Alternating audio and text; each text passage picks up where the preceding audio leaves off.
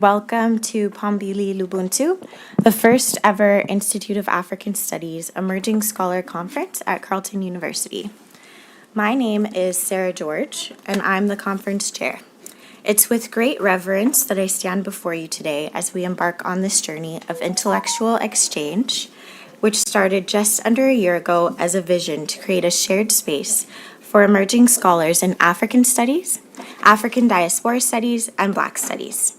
We also wish to highlight Carleton's Institute of African Studies as a primary research institution and the only standalone institute that offers graduate programs in Canada.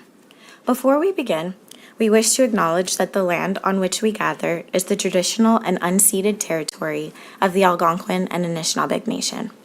We wish to thank the first peoples of this land for their stewardship since time immemorial. We also acknowledge that all treaty peoples, including those who came here as settlers, as migrants, and those of us who came here involuntarily, particularly those brought to these lands as a result of the transatlantic slave trade, imperialism, and slavery. We pay tribute to these ancestors of African origin and descent. Our vision for the conference, Pambili Lubuntu, Co-Creating African and African Diasporic Futures, is to honor the late director of the Institute of African Studies, Professor Pius Adesemi. As we commemorate Prof. Adesemi's life and legacy, let us not only remember the breadth of his scholarly contributions, but the depth of his character. Those who knew Prof. Adesemi describe him as not only a brilliant mind, but a compassionate mentor, a supportive colleague, and a cherished friend, whose unwavering belief in the potential of Africa served as a beacon of inspiration for us all. For those of us left in his wake, let us carry forward that spirit of curiosity, compassion, and collaboration in all that we do, as custodians of his enduring legacy. Prof. Adesemi challenged us. He challenged us to face and center African humanity and futures. So how might emerging scholars answer his call? How might we unite the studies of Africa, the African diaspora, and Black studies, as Professor Adesemi's work often did? We invite you to reflect on this as we extend our sincerest gratitude to the late Adesemi's dear wife, who will be joining us for the keynote today. Let us all take a moment of silence to honor the late professor, his wife, and how we wish to commemorate his legacy.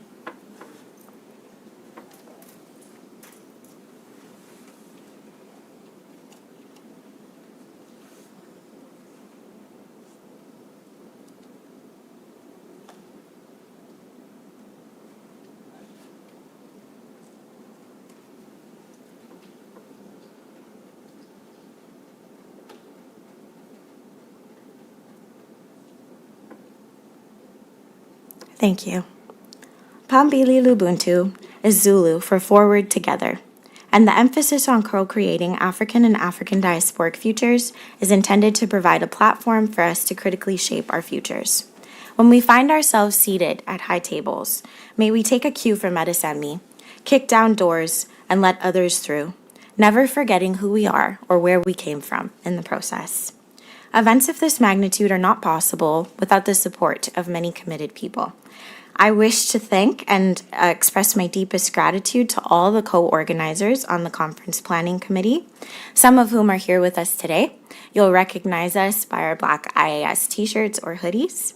But I also want to recognize those who could not be here with us today: Lara Luco, Gundo Diarra, Deladem Enku, Ugochukwu Okoye, Miriam Hurd Younger, and Courtney Joshua.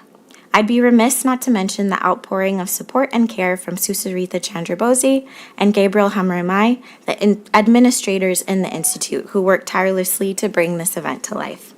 We wish to thank our generous sponsors, the Canada 150 Research Chair in Gender and African Politics housed in the Institute, Professor Shireen Hassim, for her support of the keynote, the Department of Migration and Diaspora Studies, directed by Professor James Milner, for his support of our distinguished workshop speaker, the Institute of African Studies, and the generous support of the current director, Professor Nduka Otiono, and a special thanks to the Faculty of Public Affairs, the Departments of Sociology and Anthropology, Law and Legal Studies, English and Language Literature, and Feminist Institute of Social Transformation for their generosity in supporting us with this event. Now, just for some housekeeping, kindly note that we will be taking pictures today and uploading to our social media pages and live streaming the event. So if you do not wish to be photographed or live streamed, please let us know or simply avoid our wonderful photographer, Isaac.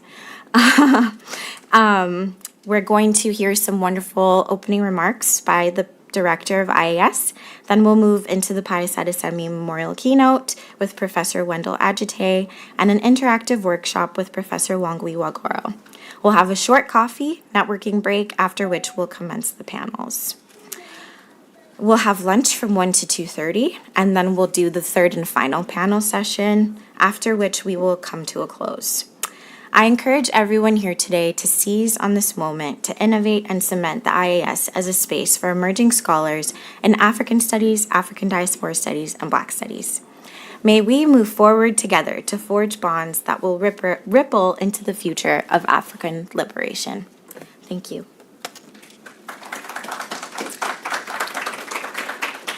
And I'll now welcome the Director of the Institute of African Studies, Professor Nduka Otiono.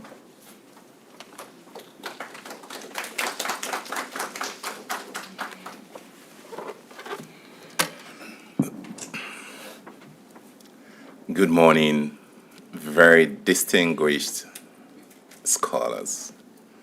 I would like to begin by thanking Sarah and her group.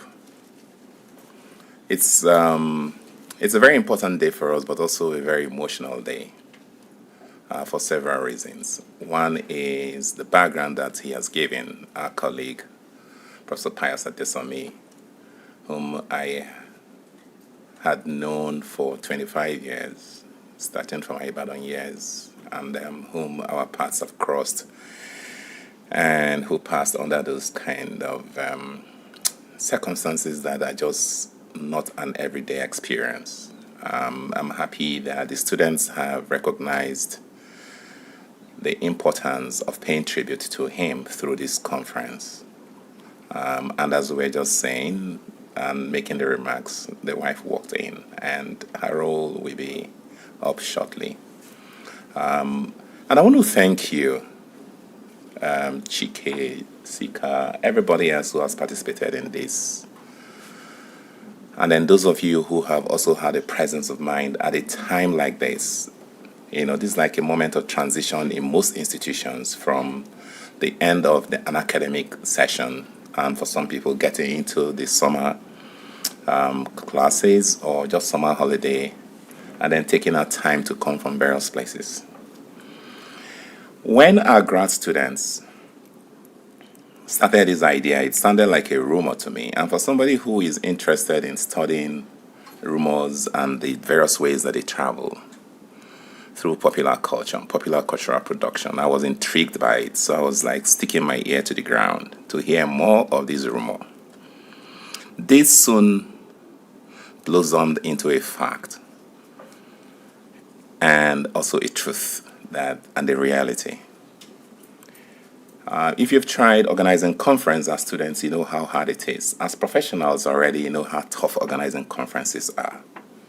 As somebody who has had a good share of organizing such conferences, and having shepherded the Institute of African Studies undergraduate conference, which was one of the first at Carleton, which had been in its 6th year before COVID struck. And then we've had a hiatus. I knew the challenges ahead, and the most uphill one of them is fundraising. How do you get funds for this? At a time like this, when a lot of Canadian universities and universities around the world are simply broke. And sooner than they got together, I realized something that I had written about in my first book of short stories, A Will to Survive. That it takes planting a seed, one, it takes a will to make it happen, to see it through. And our students have demonstrated such grit, such will, that has made this initial rumor idea to concretize into reality. And today, we feel honored to be hosting you. We feel greatly honored to have you here and to have even more people online as this is being live streamed. So thank you. This conference, no matter how hard the students worked, and they indeed worked very hard, Federica and the rest of them, coordinating across the world, various people who are participating today, it wouldn't have been a reality without you. Your participation is the reason why this is possible. So I want to thank you. At the Institute of African Studies at Carleton, we are proud and not so proud to be Canada's only standalone Institute of African Studies that it's degree awarding. Has collaborative undergraduate programs, a major, minor, and collaborative masters. And as well as we just started this last academic session, the collaborative PhD program, for which, above our expectations, we had 4 students in the first cohort. And so I want to acknowledge the efforts of the administration at Carleton, which is also going ahead to have one of the very, very, very first Black presidents in any academic institution in Canada, in university. So there is a tradition at Carleton. Today is for the students, and we are just going to step aside and look. But I wanted to thank those of you who have traveled from the UK, from the US, from different parts of the world, and also connecting with us online. Thank you so much. Carleton is a beautiful campus. I hope that we're not going to spend the entire day here as much as I would like for us to do, but you will find a moment to take a walk around the campus. Water is life, and Carleton has quite some water. And when you have a moment and you want to take away photograph, do try some backdrop photograph against this beautiful space behind us. And then don't forget to visit the Institute of African Studies, which is Africa in Carleton. You would always be welcome. On that note, I would hope that you would also be interested in looking at our programs. Those of you who are in masters, take a look at our website.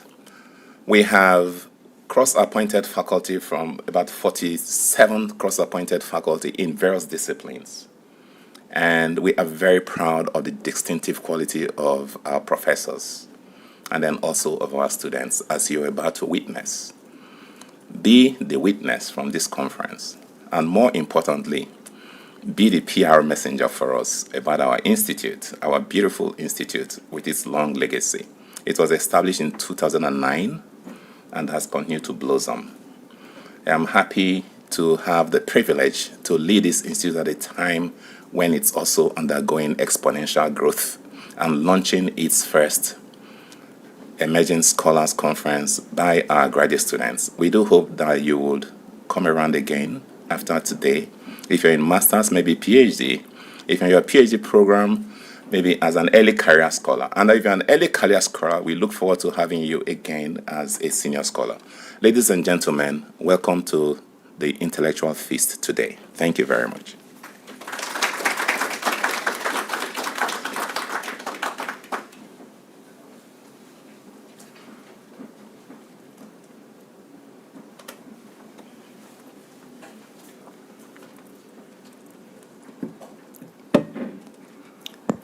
Good morning, everyone. I'll be introducing our keynote speaker, Professor Wendell Ajite. Wendell is a William Dawson Chair, Assistant Professor and Specialist in Post-Reconstruction U.S. and African Diaspora History at McGill University. He's the author of Cross-Border Cosmopolitanisms, The Making of a Pan-African North America.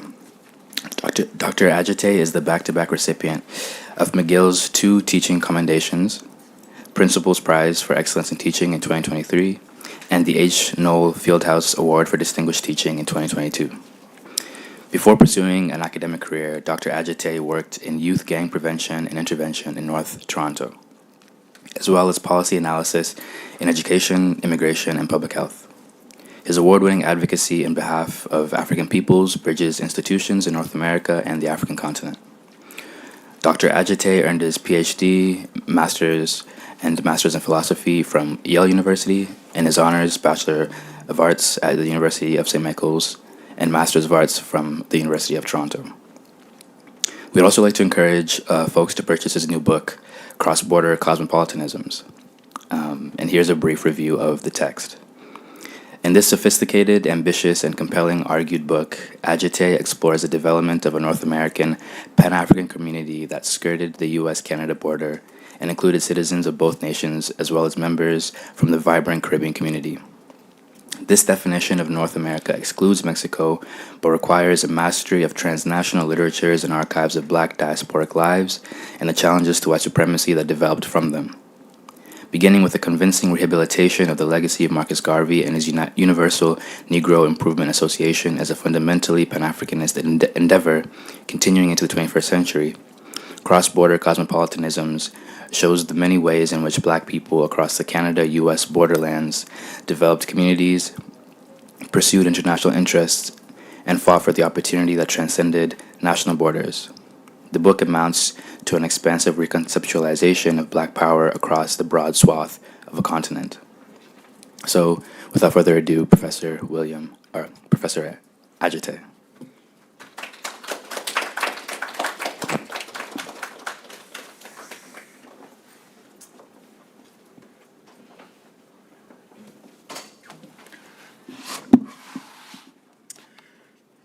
Good morning. I know there are Africans in this room. Good morning. Good morning. Okay, we believe in the power of call and response, so I'm always taken aback when I greet people of African descent and I get blank stares. My name is Wendell Ni Laye Agite. My kinsmen and my kinswomen on the African continent and in other parts of the African world called me Ni Laye Osabu Kenklemo. Atreko Wiblahin Kobaya Manche. In all things, I give thanks to the Creator, that is the God of my ancestors, to the covenant of my ancestors. Osabu olate, ogidi gidi, begbete gbete, katamanso tache, gambiache, nunko nunko, bo chukwo, bo nyagam, bo boamin, kejo sabua moko begbe. Bo gbagbe, kejo sagbagbe moko begbe, ocheji ehin, olo ehin, onoko noko ehin, bo gbe owo yo, bo jishishije, bo jinagbe, bo jisane ilo nupa fefen. I give thanks as well to the spirit of my ancestors. Many thanks and sincere gratitude to the organizers of this conference, the Emerging Scholar Conference, specifically to Sarah and to Frederica. This is, and the entire planning committee. The program is just fantastic. Your list of scholars, exquisite. You should all be so proud of this accomplishment, of this achievement. Thanks as well to Dr. Shireen Hassan, whose Canada Research Chair has helped fund this gathering. I'm really and truly honored to deliver this inaugural Professor Pius Adesami Memorial Keynote Lecture. Professor Adesami's prodigious body of work is impressive.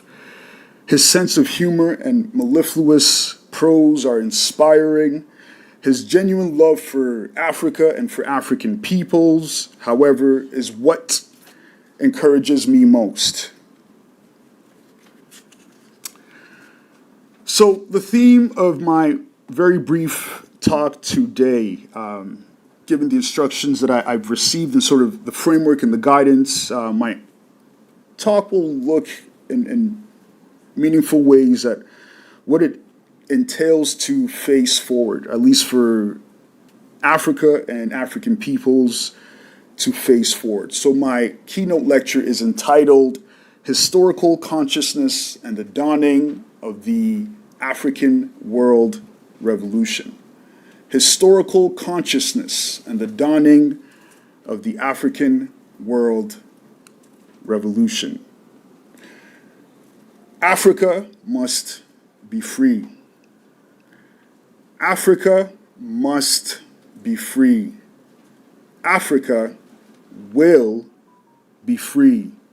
And that is total liberation for Africans at home and abroad. To understand and appreciate African peoples and the consciousness, by which I mean the fighting spirit, the sense of pride, the sense of resilience that has been integral to social movements in Africa and throughout the African diaspora, or the African world, one must look west. No, I do not mean look west to Euro-American civilization, but look west to the Atlantic world, specifically the Caribbean, Latin America, and North America. The African essence or spirit had in some ways fallen dormant in Africa before, during, and after colonization.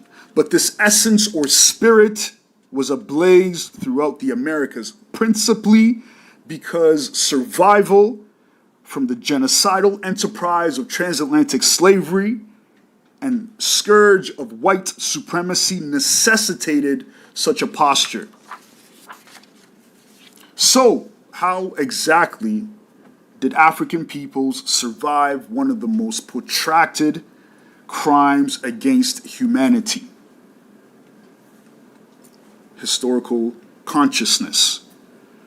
Africans trafficked to the Americas, remembered from whence they came, their culture and life ways, language, modes of social organization, martial science, and warfare. And indeed, perhaps most important, their spiritual science and spiritual power. Indeed, how can beleaguered, dispossessed, fragmented African peoples face the future and move forward without understanding from whence they came? This dilemma is the genesis of Sankofa, or the Sankofa bird, the supposedly mythical creature that can reach back to the resources of the past to secure its future. What does it mean for Africa and African peoples to face the future? What does it mean that Africa is the future? In my brief presentation today, I posit that more than any other variable for revolutionary social change, historical consciousness is the crucial element that can define, that can organize, catalyze, substantiate, and sustain a new future for Africa and African peoples. Historical consciousness indeed is the linchpin to the African world revolution. The profoundest, most unprecedented feat in human history is attributable to an acute sense of African historical consciousness. Can anyone in this room guess? The greatest feat known to humankind. The Saint-Domingue or Haitian Revolution. Duty Boukman, an African man trafficked from roughly the area known as the Senegambia to Jamaica and then to Saint-Domingue, or the western half of the island of Hispaniola in the 18th century, served as high priest of this cataclysmic world event. Boukman presided as high priest over a ceremony that would inaugurate the Haitian Revolution in August 1791.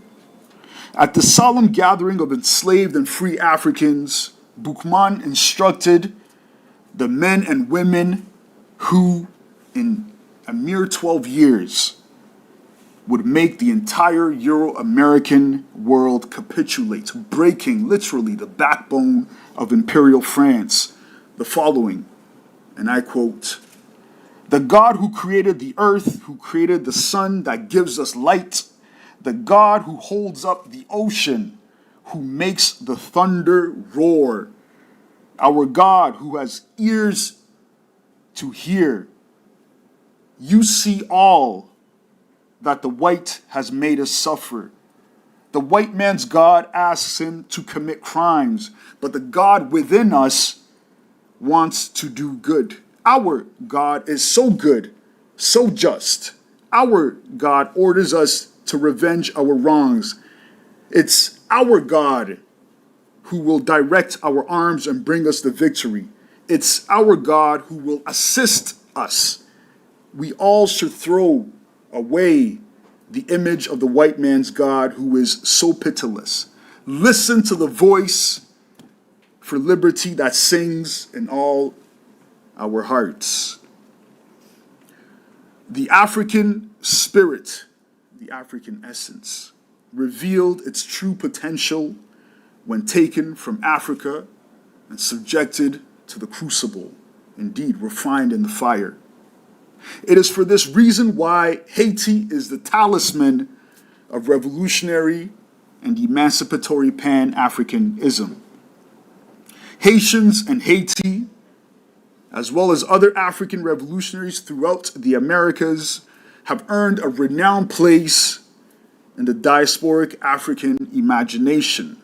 Nowhere in the Americas or in the known world have a group of African peoples done more to advance Pan-Africanism by vanquishing the spell of foreign preponderance over African minds and on African bodies than what enslaved Africans achieved in the French colony of Saint-Domingue from 1791 to 1803. Their resistance would culminate in the founding of the Black State of Haiti in January 1804, the first time in human history that a revolution by enslaved peoples literally birthed a new state, a sovereign country.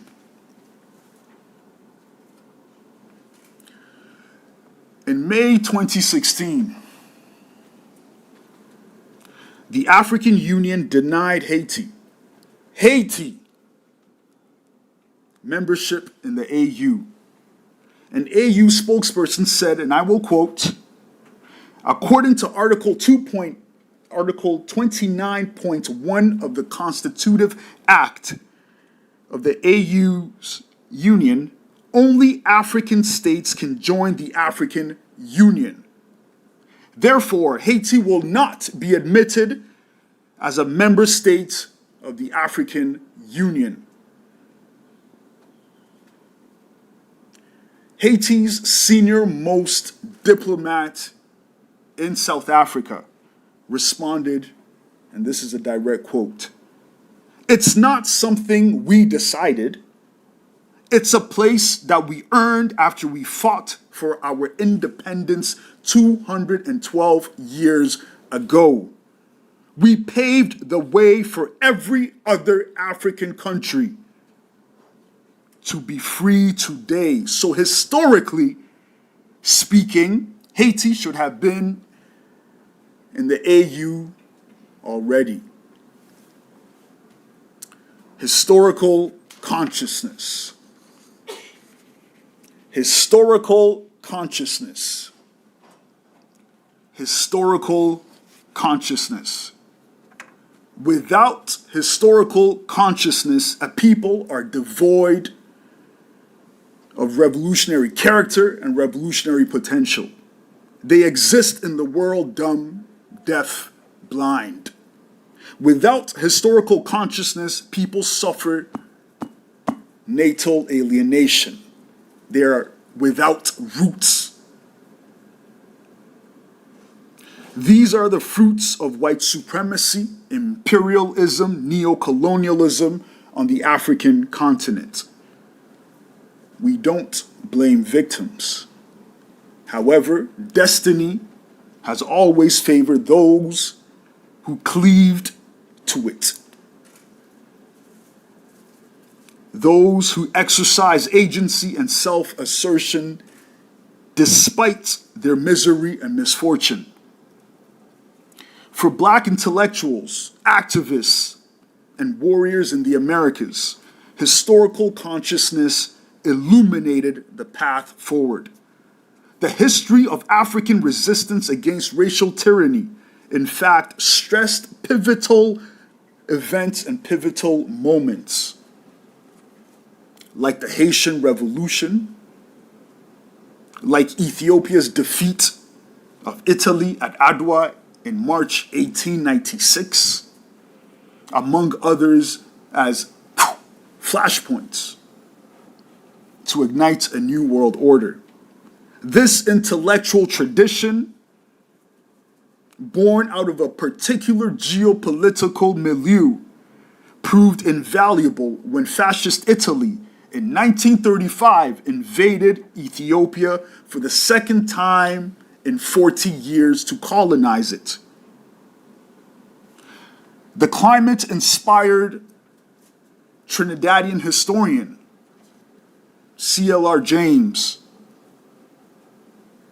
to pen his 1938 masterpiece, The Black Jacobins, Toussaint Louverture and the San Domingo Revolution. James also in 1938 published a book entitled A History of Negro Revolt, and in 1969 he revised the title to A History of Pan-African Revolt. One historian, namely Robin Kelly, called these two seminal texts declarations of war against Western domination. After Ethiopia defeated Italy at Adwa in 1896, which country first sent a delegation to honor this Victorian African nation? Would anyone like to wager a guess?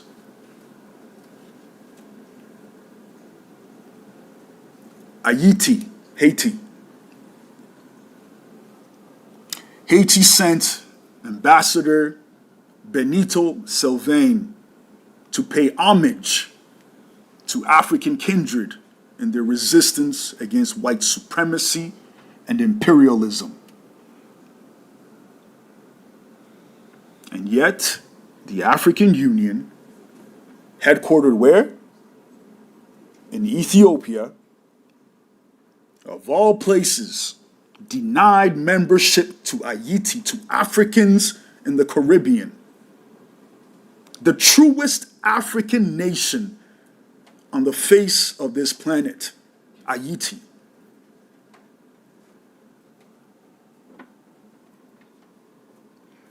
Do you understand, with all humility, why some among us bear the mark of shame? Those who purport to lead us are unfit to wipe the feet of the least among us. No amount of looted African treasure and plundered wealth can mask this shame.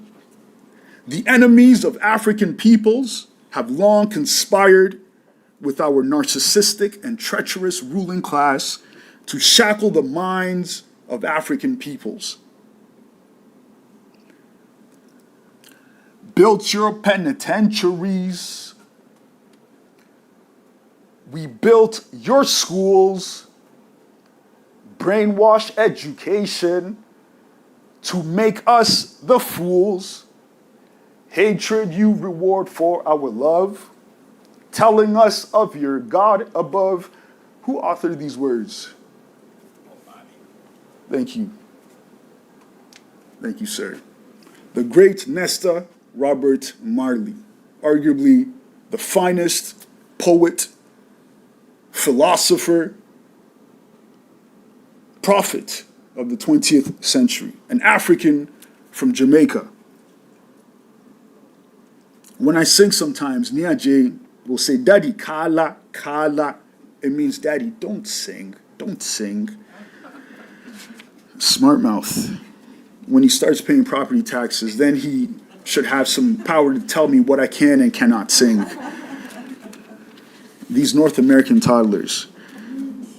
Historical consciousness compels one to think radically different about the world in which they live, about peoplehood and humanity, about friends and foes, about justice.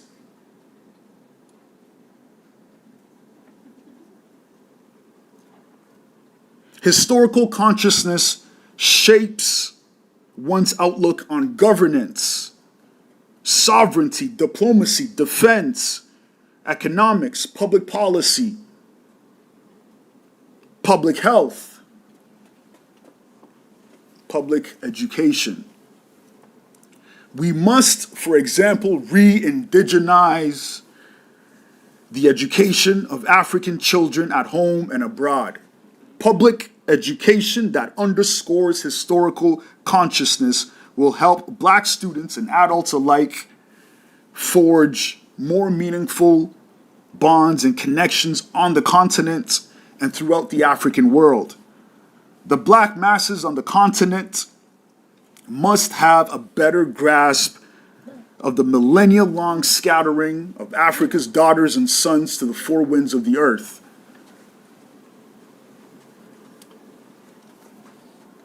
Our societies must therefore think creatively about establishing linkages and networks with Africans at home and abroad, especially transatlantic ones. The longer that Africans on the continent remain ignorant of the seismic events that have shaped the Atlantic world, events that enslaved and nominally free Black people led, the longer the deferral period of the African world revolution.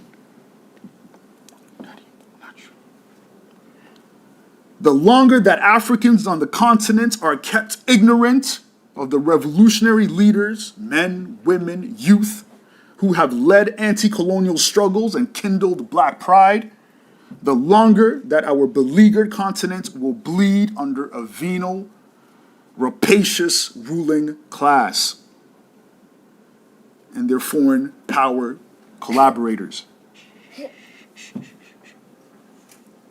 It is no surprise, therefore, that the lack of historical consciousness among the African masses on the continent remains the most effective tool of counter-revolution and neo-colonialism. For these reasons and more, we must breathe new life into African studies and Black studies. We must resurrect analysis of African world sovereignty. We must indeed resurrect analysis of African nationalism, nation-building kind of nationalism, not in the vein of European nationalism that gave the world industrial-scale genocide and fascist governments. We must resurrect analysis of Marcus Mosiah Garvey's war cry, Africa for the Africans at home and abroad. We must resurrect analysis of knowledge of self and love of self with a healthy critique of social class and power. These inquiries are vital tools for African peoples' sense of vindication, to use the words of St. Clair Drake. This pathway is a true future for African studies and Black studies from Latin America to the Caribbean to North America to the continent and all points beyond, including the descendants of enslaved Africans in West Asia and South Asia. Some of you might recall that in October 1969 at the African Heritage Studies Association meeting in Montreal, Black scholars and activists, some of whom had participated in the Congress of Black Writers Conference at McGill University in October 1968, denounced white control of African studies. Led by the eminent historian John Henrik Clarke, the newly established African Heritage Studies Association provided an alternative vision of a self-determinative, African-centered approach to the study of Black people globally.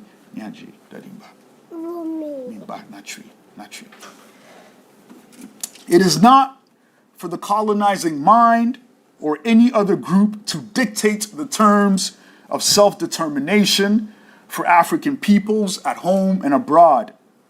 African peoples welcome mutual respect from and collaboration with the human family. The pursuit of the African world revolution is not about race essentialism. As Tanzanian President Julius Nyerere explained in 1974 at the 6th Pan-African Congress in Dar es Salaam, which many North American delegates attended. And I quote, "We oppose racial thinking, but as long as any group of black people anywhere continue to be oppressed on the grounds of their color, black people everywhere will stand together in opposition to that oppression," end quote. Although race or blackness is a powerful organizing principle as a defensive mechanism for African peoples, other markers of identity require scrutiny and immediately. On our noble march to full sovereignty and self-determination throughout the African world, we must subordinate our national identities in favor of inter-ethnic reconciliation and solidarity. Our ethnic, cultural, and linguistic affiliations matter, and addressing intergroup grievances, however historical, require urgent attention. So, too, is the urgent need for healing and reconciliation among Africans in the Americas, in Africa, and Asia because of transatlantic, trans-Saharan, and trans-Indian Ocean slavery.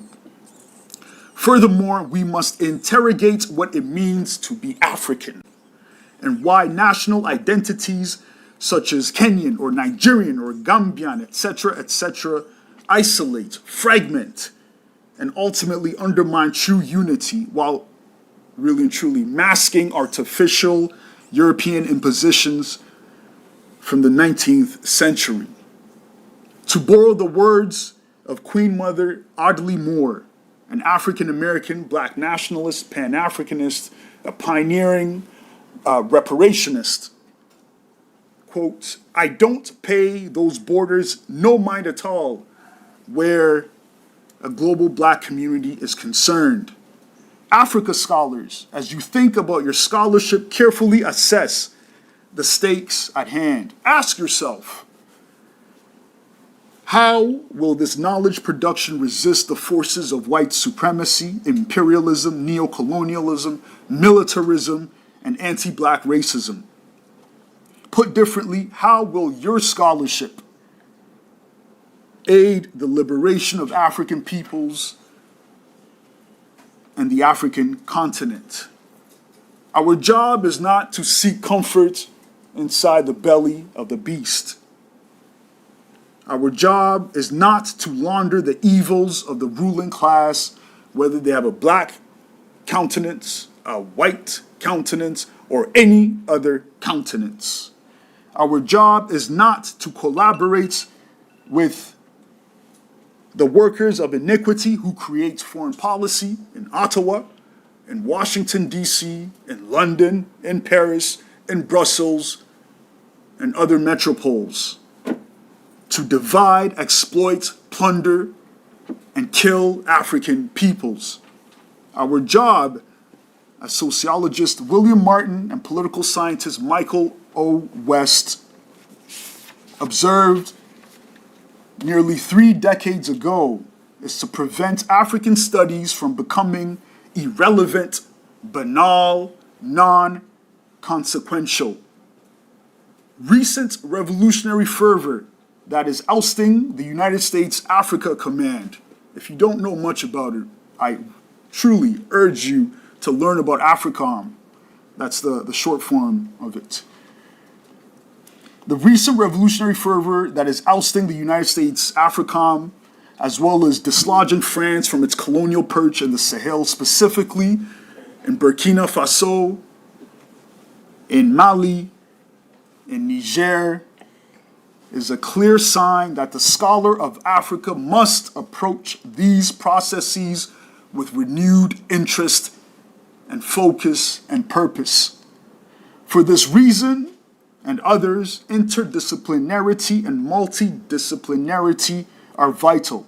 So regardless of your subject area, expertise, and discipline, from African studies and Black studies to political science, history, economics, or social work, there's room for your intellectual input and output in the service of the African world revolution. The only caveat is that your intellectual labor must advance the material, spiritual, psychic, and environmental liberation of African peoples. The late John Henry Clark said of the coming of the African world revolution, and I quote, "If a foreign system or ideology is to be used for Africa's salvation, African scholars, thinkers, and politicians must reshape these systems and Africanize them to the point where they are applicable to Africa's situation." In sum, Clark is telling us that we must learn from Duti Bukman, that is, to cast away all alien idols and ideologies that demonize African peoples and the sacred source of our potency and humanity. If these outside influences will not contribute to the complete emancipation of African peoples and the restoration of our ancestral lands, we have no use for any. Africa must be free. Yeah, J. Camel. Africa must be free. African peoples will be free from east to west, from north to south. Let the masses of African peoples scatter to the four winds of the earth. Observe the signs of the times. The hour is upon us. The whirlwind is here. Thank you.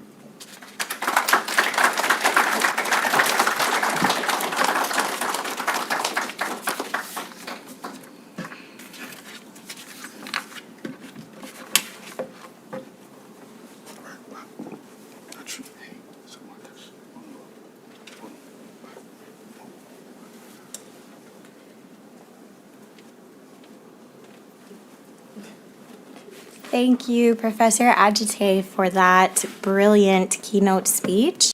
I want to let you know that we also had over 50 people tuned in online as well, all of whom were making really excited comments. So thank you for that. We'll move on now to our interactive workshop with distinguished guest speaker, Professor Wangui Wagoro. We're going to introduce you, Professor.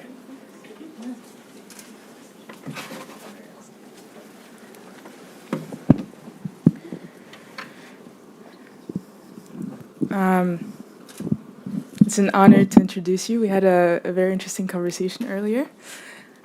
So Professor Wangui Wagoro is an honorary professor of practice and translation at the School of Oriental and African Studies and visiting professor at King's College London. She's a widely acclaimed public intellectual who has spent a large part of her adult life as an academic, theorist, critic, practitioner, and curator, working across cutting areas of education, sociology, translation, literature, teaching, criticism, research and service in different parts of the world. She is best known for her scholarship in translation, especially its practical applications in knowledge management. She has a great passion for languages and promoting intersectional freedom. Professor Wangui Wagoro is a recipient of many awards and is recognized for her contribution to literature and to human rights, including with the Flora Nwapa Award. She is an advocate for human, social, political, and cultural rights and enjoys working with young people.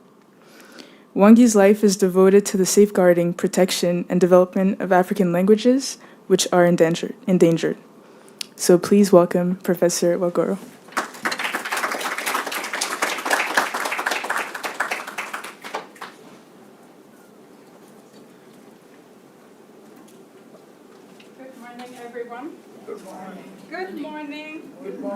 Please wake up.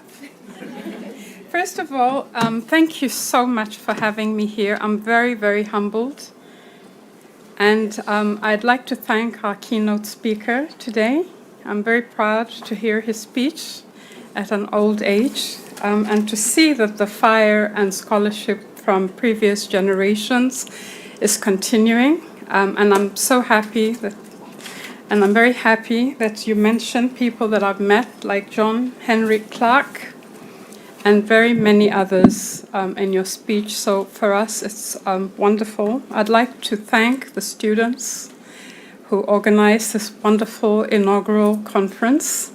And I'm just wishing I was your age again, because we never had anything like this. And it's also for me a first to be attending an Emerging Scholars Conference in my entire life. So this is very special for me. So I'm an emerging scholar with you.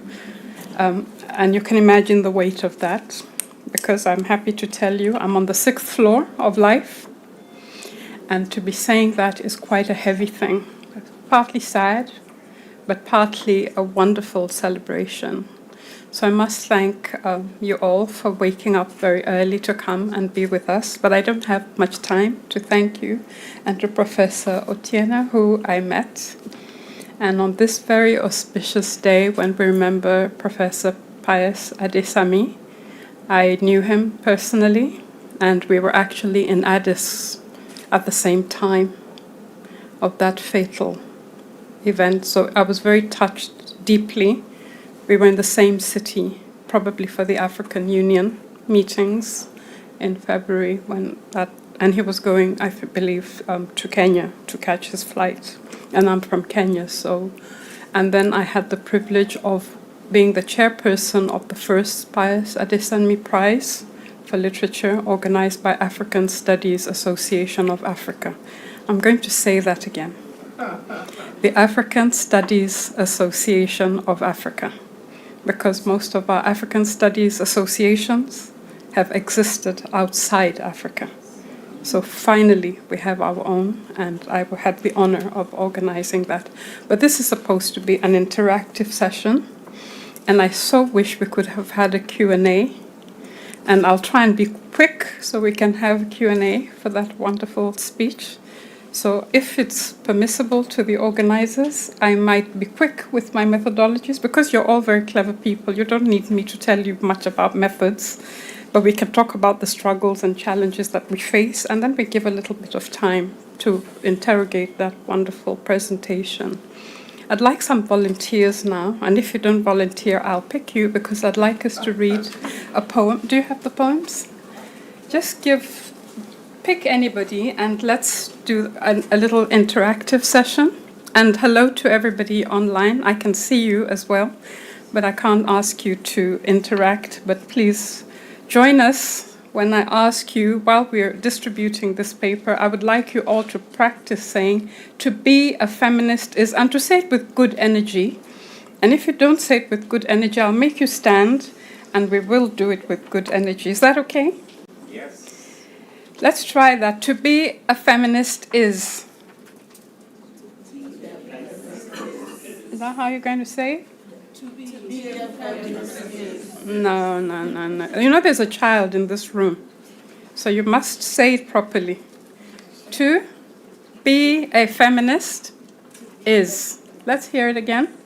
To be a feminist is. So I was going to ask for some volunteers. Does anybody want to read with me? Wonderful, come forward, because there are people online. Who else wants to read with us? Come. In the order, you read the stanzas in the order that you come. And there are quite many, so as many of you who want to come. We need to be a feminist. We need a mixed group of people of different ages and heights and everything. Please come. Shall I pick somebody? You look like you want to read. Come, yes. Do you have extra copies? Do I have a copy? Okay, so you'll just follow the logic, and then it will come to me, then we'll go again. Is that okay? Absolutely. Can you hear us? So you have to speak up because of the mic. So shall I go first, or do you want to go first at the end there? Oh, With lots of energy. So when we pause, you have to say, to be a feminist is. Is that okay? And then you'll continue and take over. Thank you. Great. Perfect. Thank you. We'll start with for me. For me, to be a feminist is Continue. continue? Yeah. To embrace my womanness. Continue the whole Oh, stanza, yeah. The womanness of all my mothers, all my sisters, it is to hug the female principle and the metaphors of life that decorate my being. To be a feminist is. For me, to be a feminist is to celebrate my birth as a girl, to ululate that my gender is female. It is to make contact with my being. To be a feminist is. For me, to be a feminist is to celebrate my mother, to poetize my sisters, to message their fangirls. It is to savor their intellect, to drink their feelings, to embrace their achievements. To be a feminist is. For me, to be a feminist is to denounce patriarchy and the caging of women. It is to wipe out the fuzziness of colonial handovers, to uproot the weeds of neo-colonial pestilence. To be a feminist is. For me, to be a feminist is to hurl through the cannon, exploding righteous fury at the cannibal named capitalism. It is to pronounce a death sentence on the ogre named imperialism. For me, to be a feminist is to unhood racism, to decry Zionism, to detonate apartheid, to obliterate tribalism. It is to necklace homophobia, to drown fanaticism, to strangulate classism, to fumigate ethnic cleansing. To be a feminist is. For me, to be a feminist is to speak out loud, to articulate my name, to assert that I am, to declare that woman is. It is to water my fertility. It is to converse with my soul. To be a feminist is. For me, to be a feminist is to bust out non-space between the bedroom and the kitchen of my life. It is to grow wings and fly to unlimited heights. It is to ride the sun of my visions. To be a feminist is.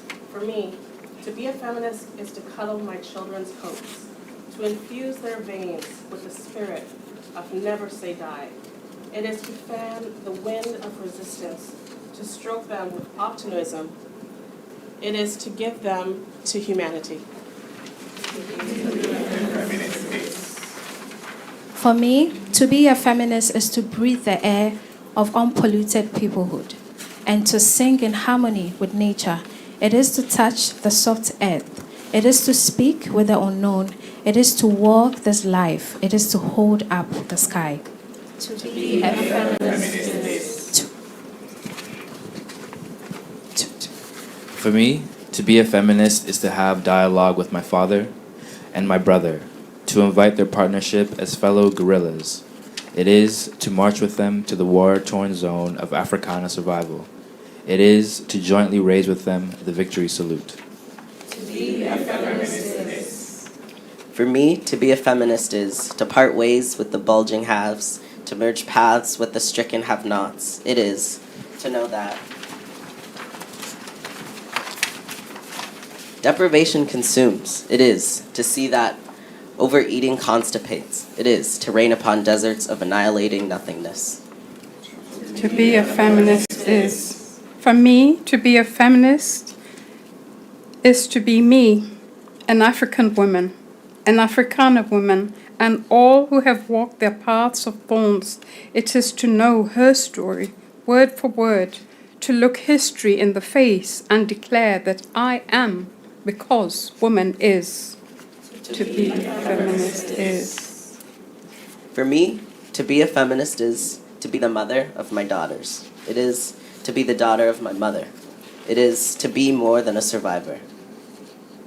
It is to be the creator. It is to be a woman. All of us, to be a feminist is. Thank you. Please applaud our wonderful team. Thank you so much. Thank you. So that poem is, do you know whose poem that is? Does anyone know who wrote that poem? That poem is by Professor Michere Gevai Mogo, who I'm remembering today as well, who passed away last year with the great Ama Ata Aidu. Do you know these wonderful women? I would urge you to read their work because they're the pioneers of feminist thinking on our continent and proper deep thinking. They've written prolific amounts of work and many others like them.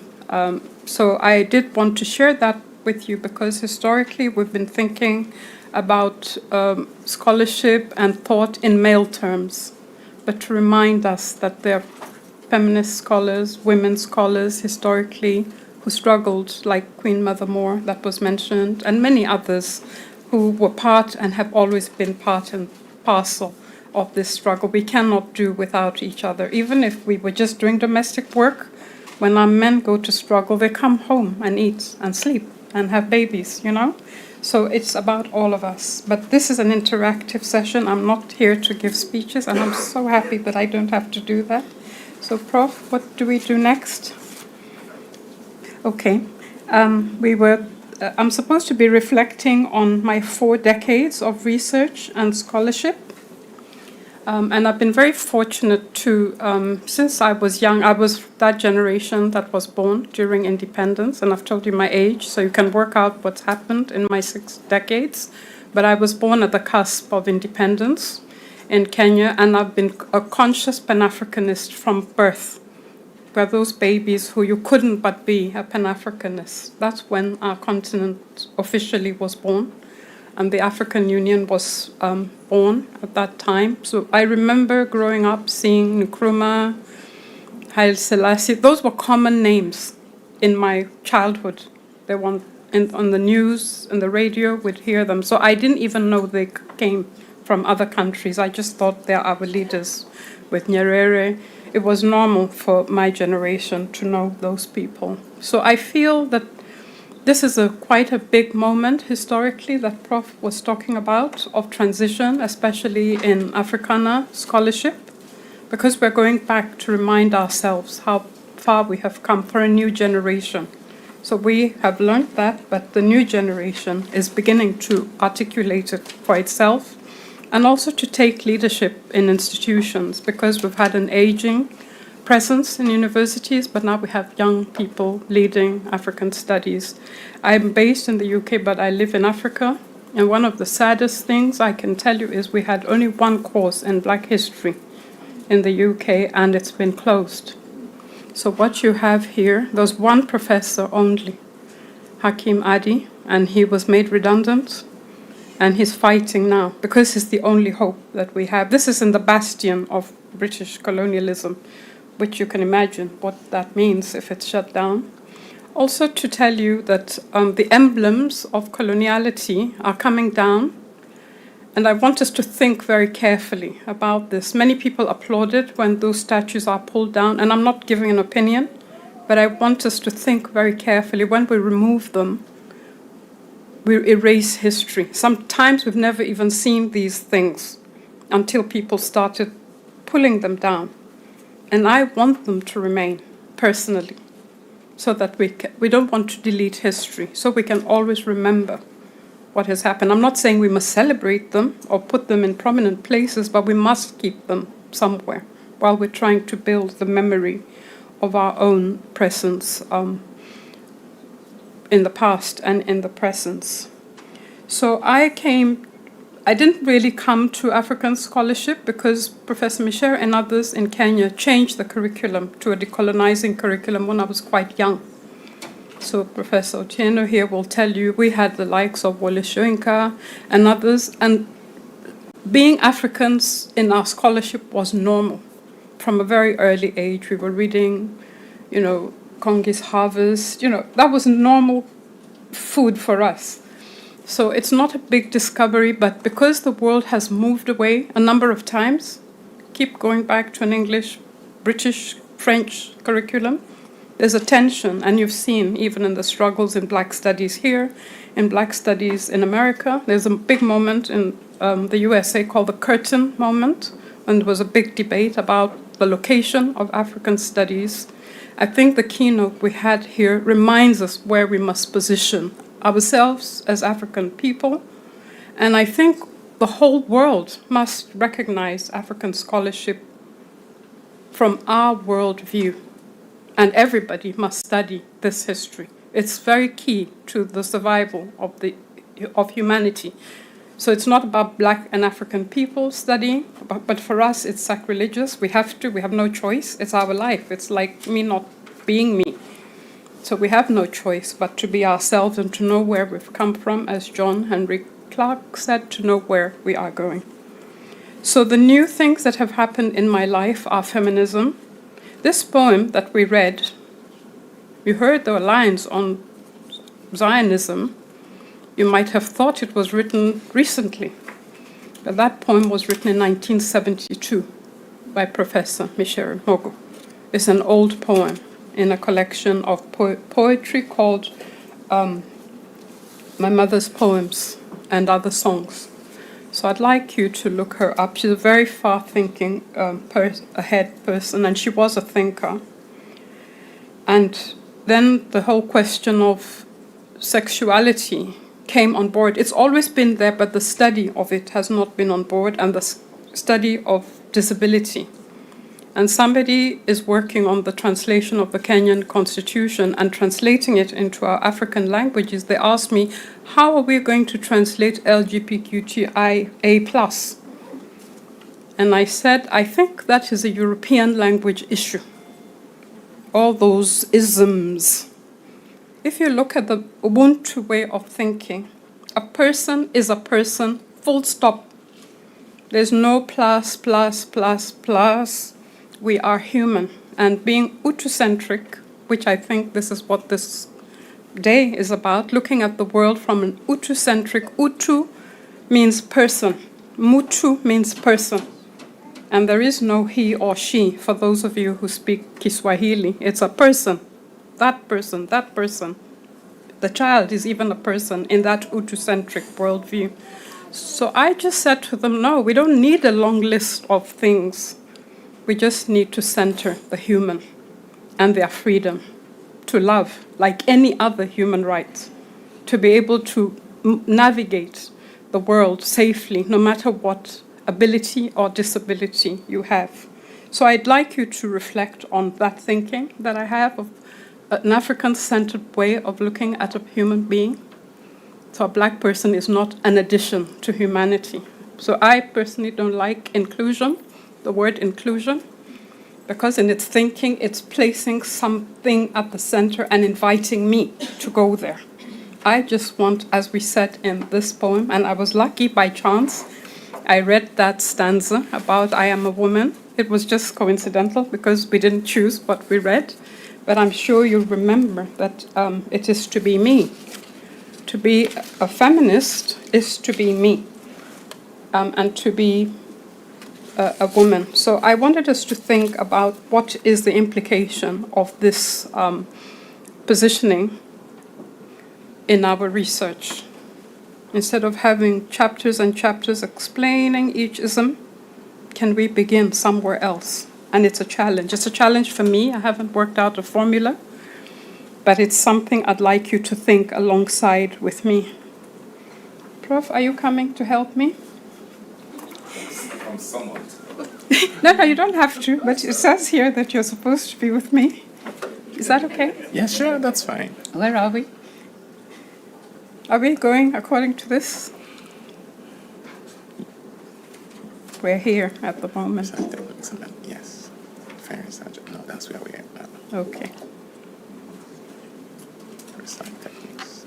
So Shall I continue? That's up to you you. want me to help with that? No. If you're happy, I'm happy. I am. Okay, so I won't summon you then. Okay. Yeah, I won't summon. I'll continue Okay. if I'm doing okay. No, I'm fine. You're fine. Okay.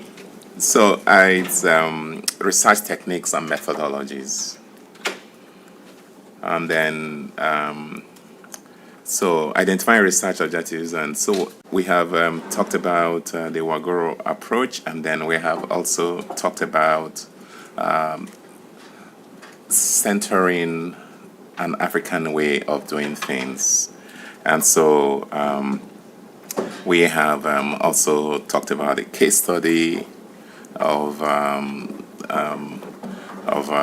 using the Utu. He was listening. Utu-centric, yes, Utu-centric. And so, and then Mr. One of the things that the presenter hasn't quite emphasized with regards to the case study is that she is actually one of the most celebrated translator of writing in English into, or from Kiswahili to English. Yes, and Kikuyu. And Kikuyu.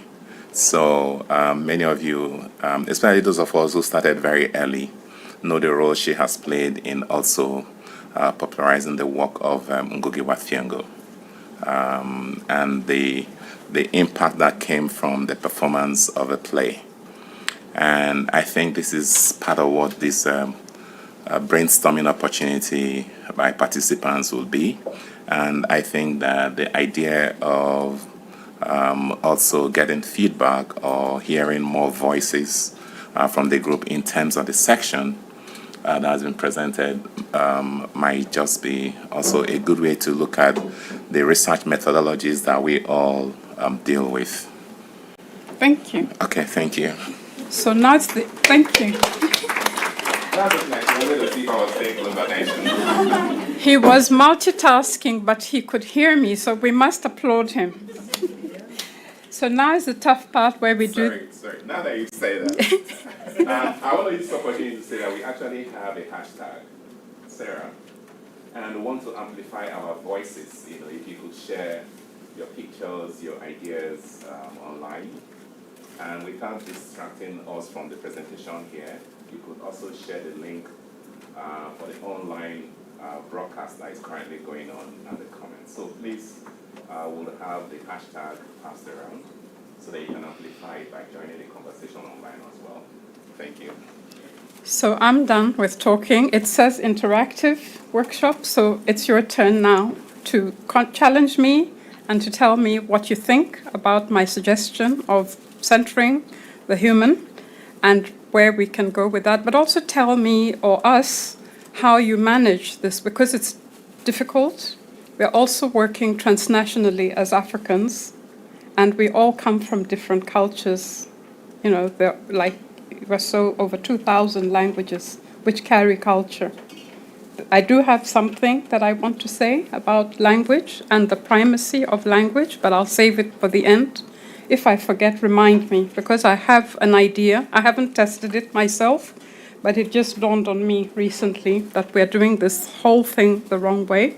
And I think our keynote speaker did speak about it in the list of things. He said our languages, our cultures, and so on. But we are saying these things in English and French and German.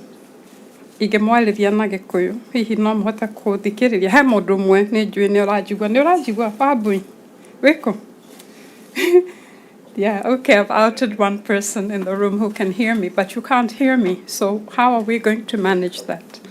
Okay, who's going to be brave and tell me what issues are in your methodologies and how you go about them?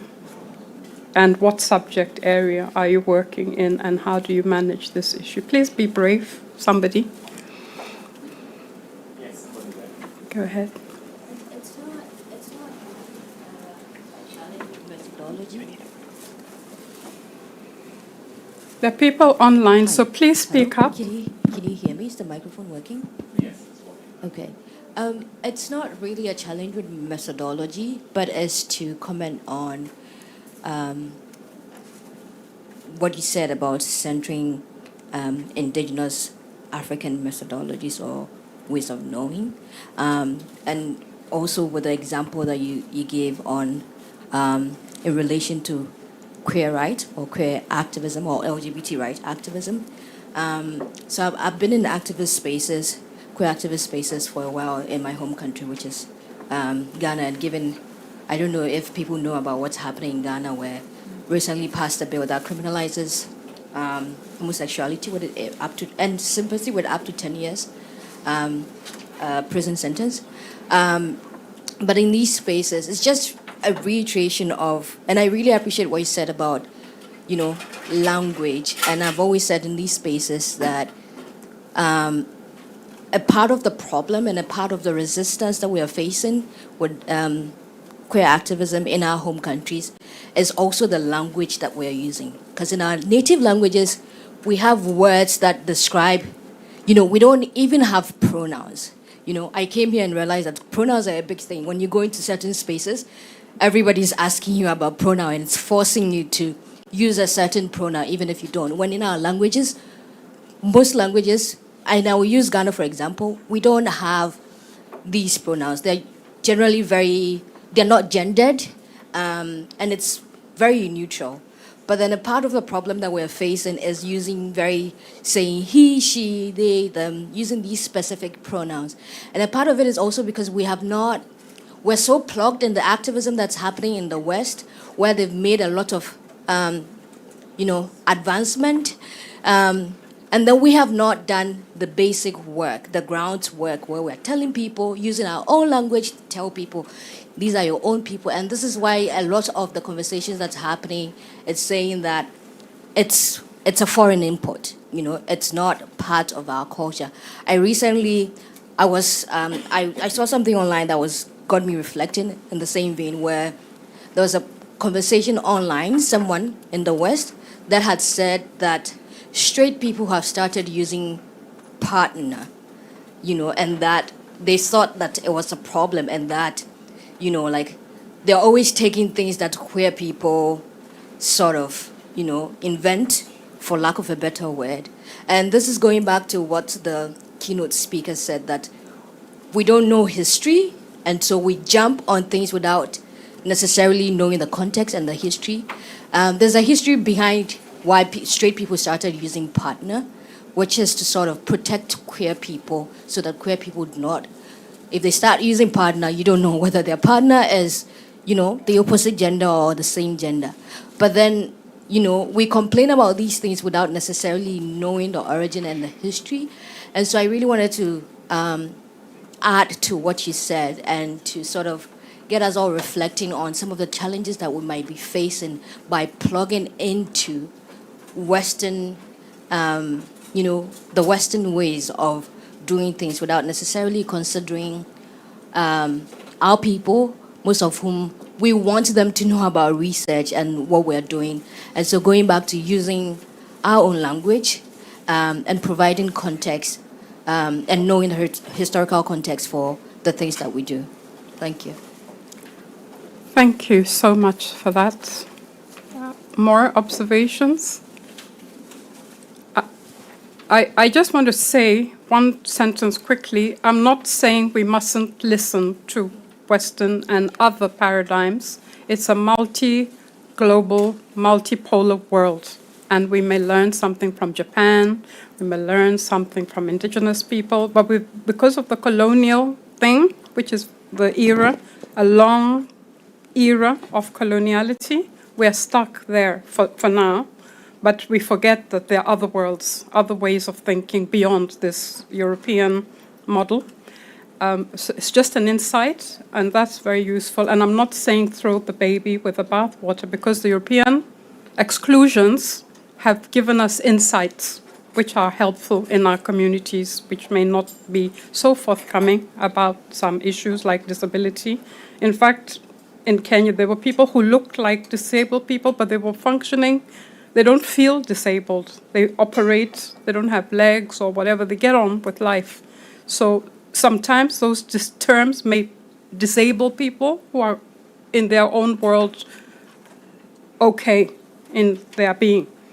But we want a model of an upstanding person. That's our view of what wellness and ability means. But it's, it's those, the paradigms is what I'm questioning of what is a person.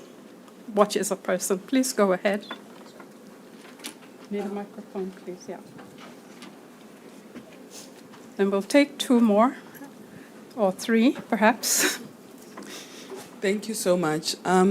So I really liked the keynote speech, thinking about history to imagine the future, because I really don't think we can adequately move forward without knowing where we have been, the successes that have happened, the challenges that our ancestors have done. So almost keeping in touch as we do research, asking ourselves what ground has been covered and how has it been covered, and how can we take on the baton and move forward. And I also think in whatever discipline we are in, I'm in communication studies and media arts, I think particularly when my research is also around critical media studies, critical race studies, digital storytelling, is really, I see my role as an academic activist at the same time. So I am not doing research to get tenure, although that's part of the process. I'm doing research to contest, to challenge, to push back, and to, center that which was decentered. So when I do research, when I teach, I am necessarily also doing activist work. And when I do digital storytelling, for example, I recognize that, and digital storytelling is a methodology that I use in my research. I recognize that ordinary people, you, me, others, already have these digital tools at our disposal, and we are also busy creating and co-creating knowledges on e-spaces. We are telling our own stories in our own voices. We might do it imperfectly, but nonetheless, we are still doing it. So almost tapping into, what people are already doing, centering the person, the personal experiences.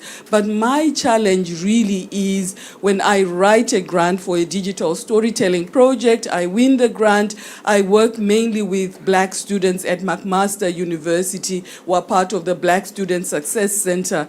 But the power still lies with me, really. Although I try to democratize the space, I center Black students, their experiences and all of that. But when I do, I try to include students in journal articles and so on and so forth. But I'm imagining if you are a student, a Black student using this methodology, you're trying to be interactive and all of that, at the end of the day, you're going to graduate with a PhD. Your name is going to be on that certificate, and it's not the community's. So for me, I'm still in the process of how to do this work. I've not figured it out, how to do it in a way that truly honors people that we're working with. Thank you so much. Sorry, could you get your name and your affiliation, please? Yes, my name is Selina Mudawanu, and I'm a faculty member at McMaster University in the Communication Studies and Media Arts Department. Please always identify yourself going forward so that we can propose the documentation as well. Person with the mic. Yeah. Yeah. Hi. So it was really interesting hearing you speak, and in particular, one of my favorite plays was or is Ngugi wa Thiong'o's and Ngugi wa Miri's I Will Marry When I Want. And one of the reasons why I like that play so much is because of its sort of history and its production history in the country, as something that was performed in Gikuyu, as something that was performed by the people, telling a story for the people and to the people. And so personally, as an undergraduate student, my research has been on the construction of homelessness in Ottawa in particular as a material identity and into a sort of political identity as well. And the reason I'm raising this is because considering your background in translation studies, or in translation rather, my research, the people who I'm studying, they aren't in the university. And so I wonder, this is not a question just to you, but to the whole room, how can I make that connection that was kind of raised earlier, going from being an academic to an activist, making my research relevant to the people who I'm studying. So yeah, I guess that's more of a question as opposed to a comment on my research. So. What's your name again? My name is Jean Ishimwe. Okay, please pass the mic to the person in front of you. Sorry. All right. My name is Carlo Ama. I understand that you want to put the language discourse later, but I might not have the chance to speak then, so that's why I decided to bring it up. Concerning language, decolonization, I have a line of thought because I don't think I have the power to have a school of thought, but I have a line of thought that decolonization must not necessarily mean that we say everything in our African language. I'm Igbo from the eastern, southeast Nigeria, and why the keynote speaker was a kind of throwing praises to his gods. To me, I couldn't understand him, but because he already told us in English that he remembering the spirit and his God, I was able to understand the fact that whatever he's going to say is a kind of praises and prayers to his God. I would rather propose that decolonization in terms of language should just be all about turning the English language into the African thing. So in Nigeria, we have a Nigerian English. So when I moved to the US last year, people were like, you have accent. I said, no, that's the way English should sound. I'm speaking English the way it should sound, and because this is the English that I know, from birth. And Achebe said that the African writer should fashion an English that explains its message culturally without losing its ethics as an international exchange. So here, that's why in Things Fall Apart, you see Achebe talks about Okonkwo's chi. So if a man says yes, his chi affirms, but this is a man whose chi has said no despite his affirmation, stuff like that. And Achebe will not tell you that chi means personal God. You will never see in Things Fall Apart where Achebe has given us a glossary that chi means personal God. So instead of saying as white as snow, we can say as white as cassava pop, because we know cassava pop in our African environment, and there is nothing like snow. We've never seen it before, stuff like that. So I think decolonization, when it comes to the language discourse, should just be all about owning the English language. So that's what Chinua Achebe did. He owned the English language, and today we have a Nigerian English. Thank you. Thank you. I think we'll have 2 comments, and then we'll invite the keynote speaker to come and rescue me, because I think he'll do it very ably. So 2 more speakers, and then we'll call upon, if it's okay with you, to come when they finish. 2 on this side, and then yes, please. Ladies first. Yeah, go ahead. Yeah, my name is Tsetsi Mpofumketwa. I'm an assistant professor in the School of Social Work here at Carleton University. So I want to talk about how we can use to decolonize language. So part of the research that I do is participatory research methods. So in these methods, we try to actually work with vulnerable people, marginalized people. I know the terms are contested, marginality and vulnerability. But for lack of better word, we try to include those groups of people that were formerly marginalized through dominant discourses. So with participatory methods that include digital storytelling, community mapping, photo voice. So we're actually giving people tools to also be part of the researchers, so that they are not, we as academics or researchers, we do not monopolize the research process. And through that, we also I've worked where we used in South Africa, where we use the language, the East Coast language, with the people who are from the marginalized people. So in that case, we do not impose the colonial language or the English language as an exclusionary kind of methods, but we actually trying to incorporate acknowledging the languages of the people, the local languages in East Coast, and then we also try to make our participants to co-own. Actually, we don't call them participants, we call them co-researchers. So to actually be more inclusive, I know you contest the word inclusive, but for lack of better word, we work together to actually also give the power to those who were disempowered and those who were marginalized, so that they also co-own the process and also gain authorship of their own digital stories. So just a way of in using language and decolonizing language. And I wrote a paper on translanguaging, which talks about that, about how the Ubuntogogy, which is more like the methods of incorporating Ubuntu in the celebrating the different ways historically that were used by Africans, using methods such as dancing, creative art, and all those other forms that gives power to those who were formerly marginalized. Hello to everyone. My name's Noir. I'm an artist, a community leader as well, but I'm also like an independent researcher. I'm also Pan-African. And just on the note that when you talk about recolonizing Africa with the old languages and everything, I study Shekanta Diop, I study Nkrumah, I study Thomas Sankara, I study all the greatest Africans, right? But one thing, when it comes to the black human, I'll say, we have to think about it like esoterically as well as physically and spiritually, right? I'm from a spiritual background. I come from Cameroon and Gabon, and again, I've been to Africa. I've been to places. Honestly, I don't think most people can really go to, right? But I feel like it's really important to keep our African languages, because again, if we have to remember that English is the colonizers' language, it's the youngest language on earth, right? It's the language of the people that came and colonized us. So when you realize that our African languages, especially even when you go to ceremonies in Africa, when you do these spiritual ceremonies and everything, we speak in our language, it's for a reason, because every letter, every word holds a specific resonance, a specific, I'm not sure I had the exact word for it, but again, God didn't make anything by mistake, right? Everything, every word, everything that, I'm not properly sure how to properly say it now, but again, our African languages resonate differently within the world. We use our magic, our spiritual powers in our languages for a specific reason, right?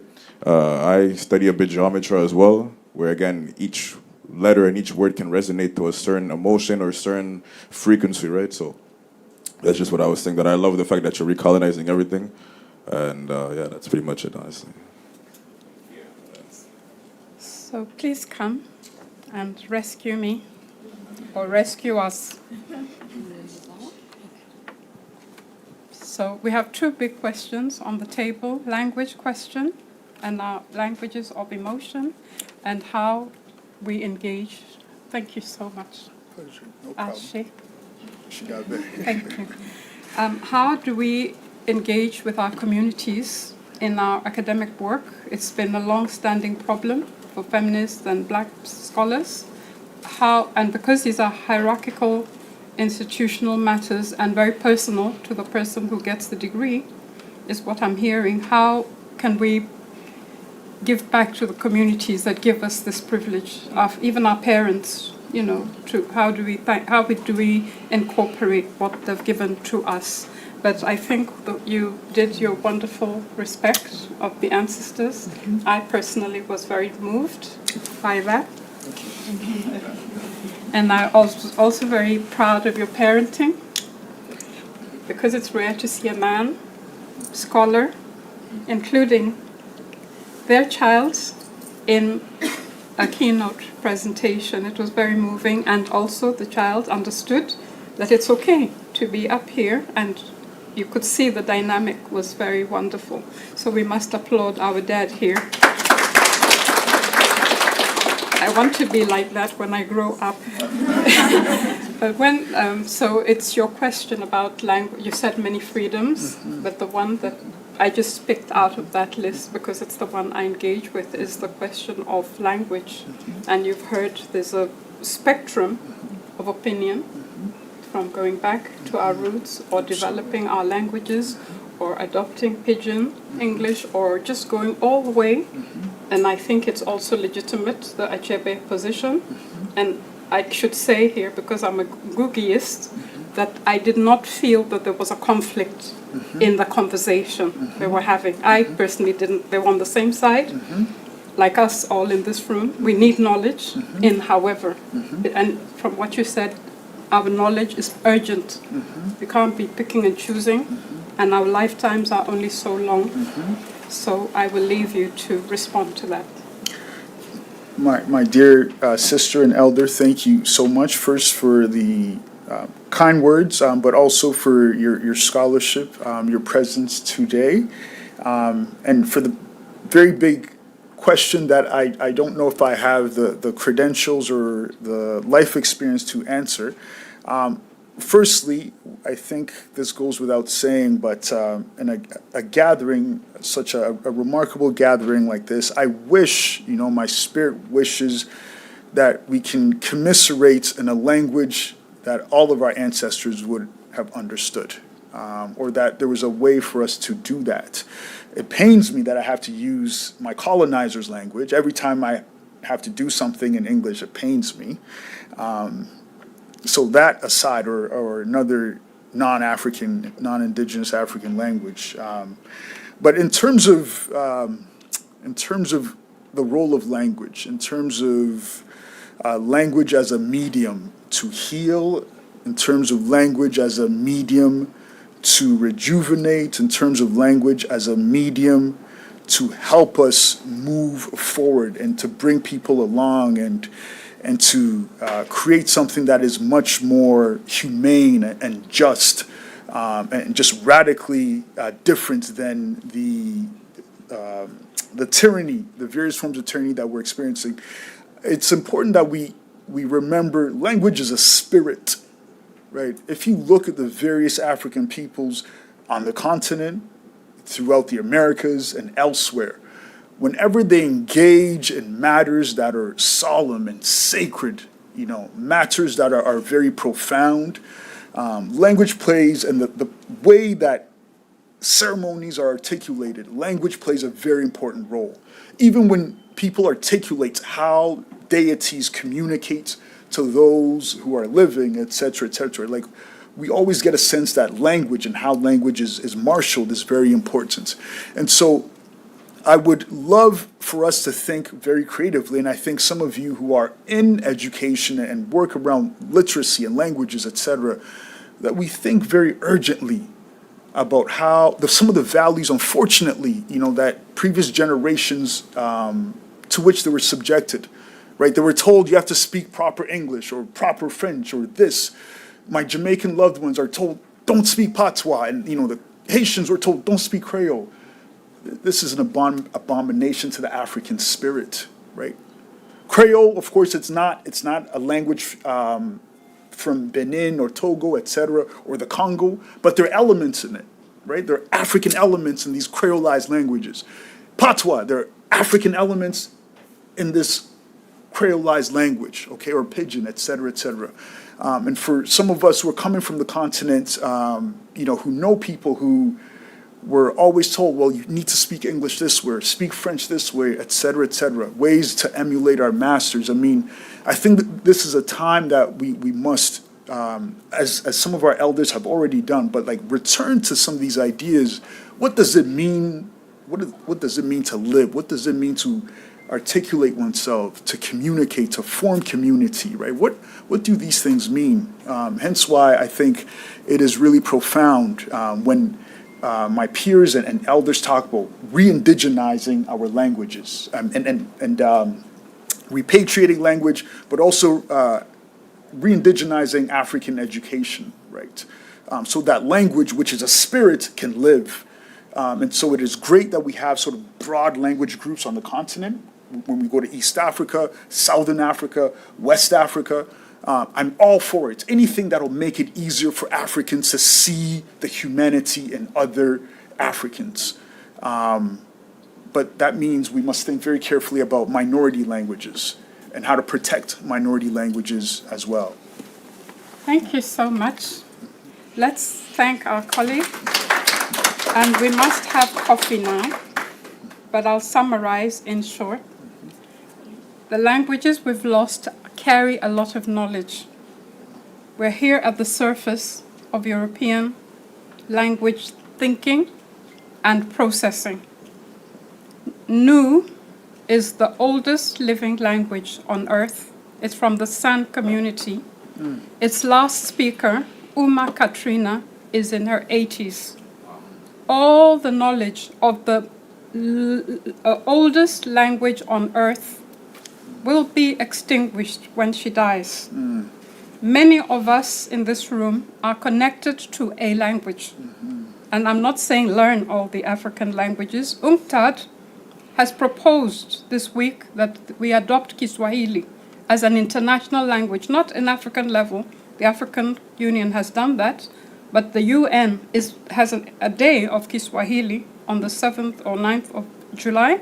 But UNCTAD is asking Kiswahili to be recognized as a global language. So these are not moves by us as Africans, but they're listening to us and hearing what we are saying. And it's not an either-or moment. I will tell you a little secret. We, in our numerous 2,000 communities that we come from with French, Portuguese, Spanish, and so forth, we are the most linguistic people on earth in our heritage because we can hear French, Italian, and hear our own. So think of how you can bring this richness into your scholarship. People are living. Radios are active. Television is active. Internet is active. AI is active. And all these things, if you go and type something in your language now on AI, it will translate it into your mother tongue. So we're not 10 years ago. Languages are available to us through AI and through technology. African human beings have worked for these things to be possible.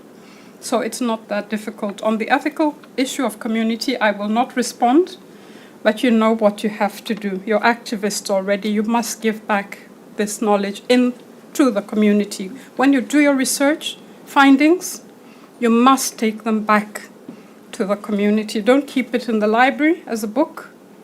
Take it back and share it with your community. I could say more, and I'm available. Thank you so much.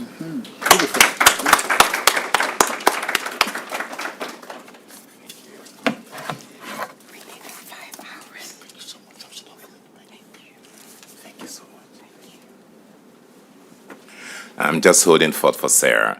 So I wanted to quickly say that the language that the keynote speaker spoke at the beginning, I believe, is Ga. That's Ga. Ga. Okay, great. And I wanted to also use that as an opportunity to draw our attention to the Journal of the Institute of African Studies at Carleton. And the name of that journal is Nokoko. How do you translate Nokoko? Nokoko. Is that the way? Noko, Nokoko. Is it? Yes. Something new, something innovative. Yeah. So that's the name of the journal. Please feel free after these presentations, this conference, to submit well-finished articles for consideration for Nokoko, the Journal of the Institute of African Studies. On that note, and then hoping that we can catch up, we want to be sure that we're on schedule. We're already a little bit over time, but that shows how interesting these opening sessions have been. We'll invite you to the coffee. We have a coffee break, after which we'll move. I think that ends at 10:55. So that means you're going to rush your coffee, but feel free to take it along to your panels or to your rooms while catching up. Thank you so much. And then thank you, the keynote speaker and our facilitator, for these very enthralling opening sessions.